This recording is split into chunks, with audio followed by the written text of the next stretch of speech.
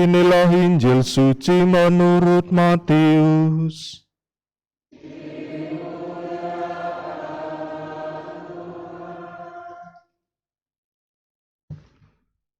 Ketika mendengar bahwa Yohanes Pembaptis telah ditangkap, Yesus menyingkir ke Galilea.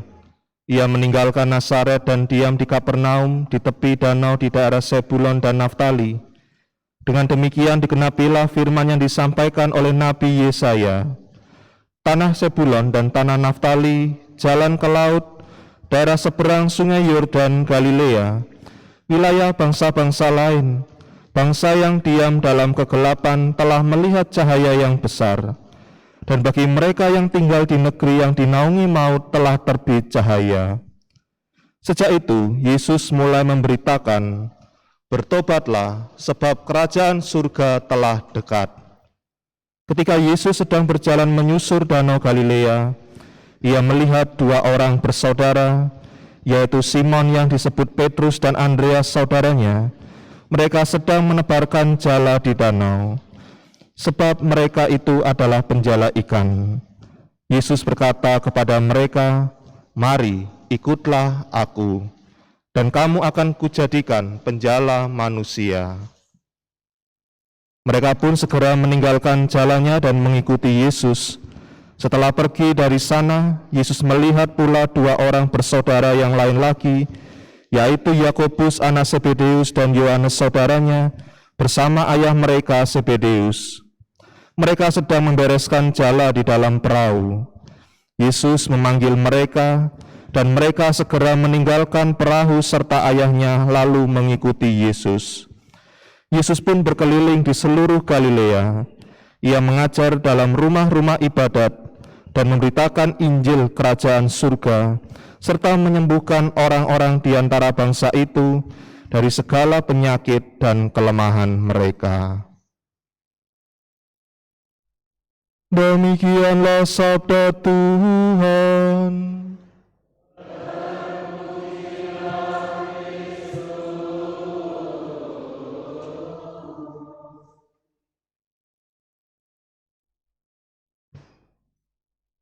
Saudari-saudara yang terkasih dalam Kristus, ada satu martir dalam gereja yang sudah sering atau sudah kita kenal, yaitu Santo Tarsisius.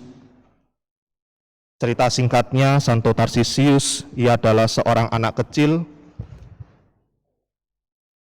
yang hidup pada abad ketiga Masehi. Lalu suatu ketika dia mengikuti perayaan Ekaristi, Misa, dan saat itulah ada pelayanan untuk memberikan komuni kepada para tawanan.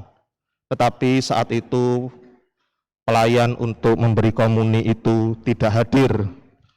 Maka ia mengajukan diri kepada pastor, kepada romo imam saat itu, dan kemudian ada banyak pertentangan karena situasi yang begitu sulit. Maka dengan penuh keyakinan, maka keinginan Tarsisius ini disambut baik oleh imam saat itu, dan berangkatlah Tarsisius untuk membawa komuni kudus kepada para tawanan Kristen yang berada di penjara bangsa Romawi. Tiba-tiba di jalan dia bertemu dengan teman-teman sepermainannya, tetapi dia menolak.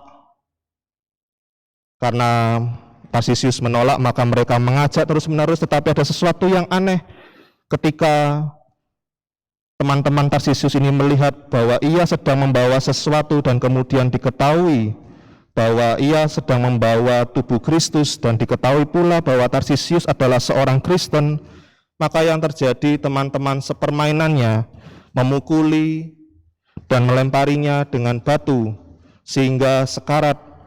Untunglah kemudian ada seorang prajurit Romawi, seorang Kristen yang melihat hal itu dan menolong Tarsisius, karena keadaan tidak memungkinkan Tarsisius untuk mengirimkan komuni kepada para tawanan Kristen di penjara Romawi. Maka prajurit Romawi inilah yang kemudian membawa komuni kudus itu kepada para tawanan, dan tidak lama setelah itu Tarsisius meninggal. Peringatan martirnya kita peringati setiap tanggal 15 Agustus, dan Tarsisius ini menjadi santo pelindung bagi para misdinar. Saudari-saudara yang terkasih dalam Kristus, kalau kita melihat sedikit sejarah dari Tarsisius yang adalah seorang martir, anak yang kemudian menjadi martir, semata-mata adalah melanjutkan apa yang menjadi keyakinan imannya soal mewartakan sabda kebenaran Tuhan itu sendiri. Dan memang kalau kita melihat mewartakan sabda Tuhan, tentu ada konsekuensinya, dan itulah yang kita lihat dalam pembukaan dari Injil hari ini. Kita disuguhkan ketika mendengar bahwa Yohanes Pembaptis telah ditangkap. Bahwa apa yang membuat Yohanes Pembaptis ditangkap adalah seruan Yohanes Pembaptis untuk mengajak orang-orang di sekitarnya mengalami sebuah pertobatan. Akan tetapi pemerintahan saat itu, yaitu Herodes, pemerintahan Raja Herodes, menganggap bahwa gerakan kebaruan rohani, kebaruan iman yang disuarakan oleh Yohanes Pembaptis bisa memberikan sebuah ancaman terhadap kekuasaan Herodes. Mari kita sedikit melihat ke belakang bagaimanakah ketika Yohanes Pembaptis ini ditangkap oleh Herodes, dan kemudian Yohanes Pembaptis ini menyuarakan kepada Herodes agar tidak mengambil istri dari saudaranya untuk dijadikan istrinya. Maka apa yang terjadi adalah hati Herodes begitu gusar, begitu gelisah. Satu sisi memang benar, tetapi satu sisi ya memang masih ingin dengan segala kekayaannya, kekuasaannya, ia ingin memiliki segala sesuatu. Tetapi ujung-ujungnya adalah bagaimana dengan bujukan dari Herodias, Yohanes Pembaptis juga pada akhirnya mengalami kematian. Maka melihat hal yang seperti ini dalam konteks kerangka besar rencana Allah yang ingin menyelamatkan manusia, maka hadirlah Yesus. Yesus dengan cerdik, dengan bijaksana, ia meninggalkan Nazaret dan kemudian berdiam, menyingkir di Galilea. Dan disinilah kemudian ketika Yesus hadir di Galilea, pengarang Injil Matius ingin mengatakan bahwa telah terjadi cahaya kebenaran, cahaya yang besar telah hadir di tanah Sebulon dan tanah Naftali, jalan ke laut, daerah seberang sungai Yordan dan Galilea. Ini ingin mengingatkan kepada kita akan bacaan pertama hari ini dari kitab Yesaya, di mana pengarang Yesaya ingin mengajak para pembacanya melihat bahwa ternyata bangsa Israel pernah hidup di dalam tanah pembuangan Babel, dan disitulah saat-saat bangsa Israel mengalami kegelapan. Maka dalam bacaan pertama dari kitab Yesaya, Nabi Yesaya memberikan semangat kepada bangsa Israel untuk tetap berharap kepada Allah. Dan itulah yang kemudian ketika Yesus hadir di Galilea, pengarang Injil Matius mengingat kembali apa yang pernah dikatakan Yesaya, bahwa cahaya besar yaitu kedatangan Tuhan Yesus telah hadir di Galilea, bahwa Galilea bukan hanya dihuni oleh orang-orang Yahudi, tetapi oleh banyak orang, bahkan orang yang tidak mengenal Tuhan sekalipun. Saudara-saudara yang terkasih, tentu apa yang diwartakan oleh Tuhan Yesus adalah soal bertobatlah, sebab kerajaan surga telah dekat. Apa artinya bertobat dari pewartaan Tuhan Yesus, sebab kerajaan surga telah dekat? Adalah orang kemudian diajak untuk kembali pada jalan yang benar, hidup di dalam bimbingan sabda Allah, di dalam kerahiman Tuhan. Dan bisa dikatakan bertobatlah bukan hanya ingin mengatakan kalau kamu hidup di dalam dosa dan kamu merasakan efek dari dosa itu, maka sekarang waktunya kamu bertobat. Bukan seperti itu, tetapi ajakan untuk melihat kembali jalan kehidupan mereka. Dan Tuhan Yesus menawarkan bahwa hidup di dalam sabda Allah, dengan mengalami pertobatan, maka mereka akan mengalami sukacita dan damai Tuhan. Maka apa yang dilakukan oleh Tuhan Yesus dengan mengatakan bertobat, Yesus tidak hanya mau berkeliling atau hanya sekedar mewartakan bersuara dari pinggir saja, tetapi kita melihat dengan panggilan para murid pertama Tuhan Yesus, yaitu Simon Petrus, Andreas, dan teman-temannya, adalah semata-mata bagaimana Yesus masuk ke dalam kehidupan pribadi manusia. Yesus yang tidak hanya menyuarakan dari luar, tetapi Yesus hadir masuk dalam kehidupan manusia secara pribadi.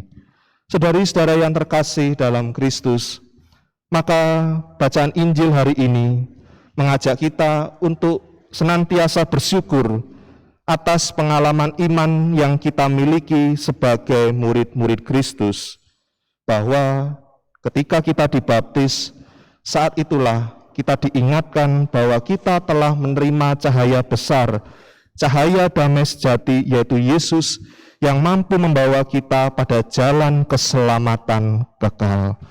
Maka ketika kita telah menerima Yesus sebagai Tuhan dan Juru Selamat kita, kita diajak untuk senantiasa mengalami pertobatan terus-menerus.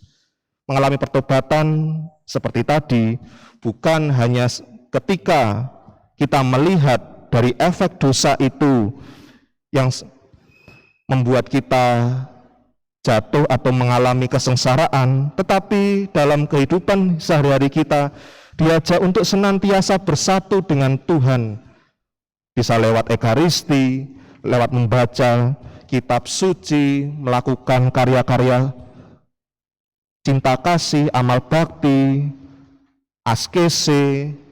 Itu semua adalah bagaimana bentuk pertobatan kita, cara kita untuk hidup di dalam kerahiman Tuhan. Maka saudara-saudara yang terkasih, lalu kemudian akhirnya kita diajak, kalau kita sudah menerima Yesus sebagai Tuhan dan Juru Selamat kita, tugas kita adalah sekarang bagaimana mewartakan karya-karya Tuhan yang boleh kita alami melalui pekerjaan kita sehari-hari. Bacaan kedua di minggu ini dari surat pertama Rasul Paulus kepada jemaat di Korintus. Santo Paulus mengajak umat Korintus untuk senantiasa bersatu di dalam Tuhan. Ketika mereka hidup sebagai umat Kristen dan kemudian melayani satu sama lain, maka tidak ada lagi yang namanya aku ini dari golongan Paulus, aku ini tidak ada yang namanya dari golongan Apolos atau dari golongan Kristus, yang justru semakin membuat kehidupan umat beriman menjadi pecah-pecah, tidak ada kesatuan di dalamnya, atau seringkali mengunggulkan inilah kelompokku yang bisa melayani dengan baik. Maka saudara-saudara yang terkasih, pengalaman hidup melayani gereja adalah semata-mata pengalaman melayani semuanya dalam kesatuan nama Yesus. Tetapi tentu misalnya juga bukan hanya dalam pelayanan gereja secara berkelompok, tetapi dalam pengalaman hidup iman kita, seringkali tanpa sadar kita pun juga jatuh dalam keterpecahan itu. Manakala kalau kita mau ke gereja, seringkali kita bertanya, romonya siapa? Romonya siapa? Kalau romonya A, maka tidak mau. Ya, tidak terjadi di Jombang sini loh ya, di sana, di paroki sana. Tetapi itu yang terjadi. Menjadi sebuah pertanyaan.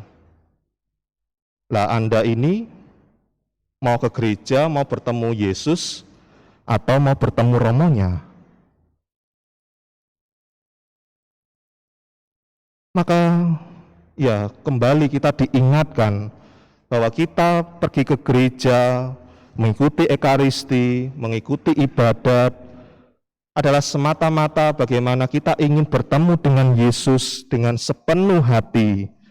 Dan disitulah salah satu bentuk panggilan kita datang ke gereja untuk menimba kekuatan agar kita mampu melayani Tuhan dengan sepenuh hati, dengan totalitas. Maka tidak mungkin kita mampu melayani sesama dengan baik jika kita tidak menimba dari sumber pelayanan kasih itu sendiri, yaitu dari Yesus sendiri. Maka saudara-saudara yang terkasih, semoga dengan bacaan Injil minggu ini membuat kita untuk semakin hidup di dalam sabda Allah, bukan karena kita takut akan konsekuensi dosa yang seringkali menghantui hidup kita, tetapi hidup di dalam sabda Tuhan akan membuat kita mengalami damai, dan akhirnya kita diajak untuk mewartakan sabda Allah itu kepada orang-orang di sekitar kita melalui pengalaman hidup kita sehari-hari. Semoga kita semakin menjadi murid Kristus yang baik dengan senantiasa percaya kepadanya dan melakukan pekerjaan-pekerjaan Tuhan.